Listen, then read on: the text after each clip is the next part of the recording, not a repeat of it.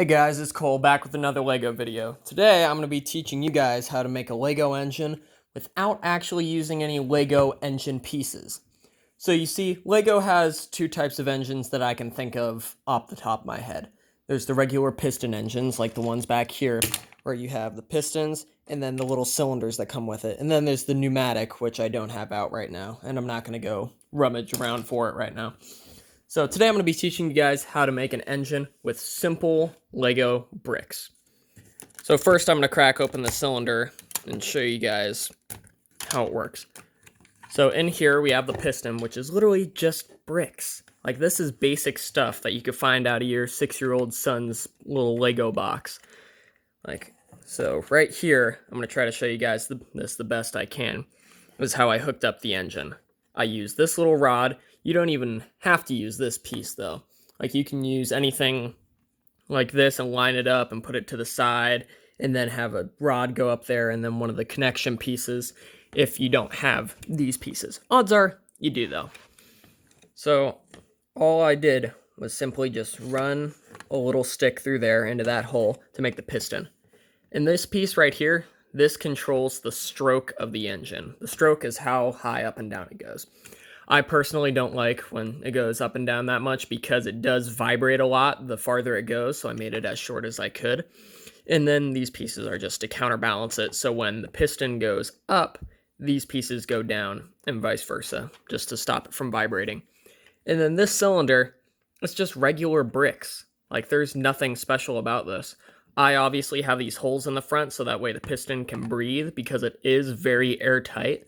So the more holes you have sealed, it has higher compression, which means technically it could run on gas, but I don't feel like frying my Legos because, don't want to buy a bunch more. So now I'm just going to put it all back together so that way I can start it up and show you guys how it works.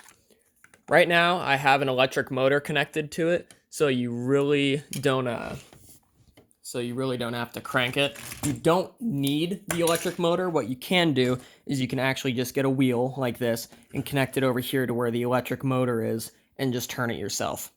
Oh, and one more thing before I start it up. I actually do have a little gearbox back here, so that way you don't have to have it run at the exact speed the motor is, but that is not necessary. One second. Just need to hook that up and seal it. Okay. So this is how it sounds when it runs.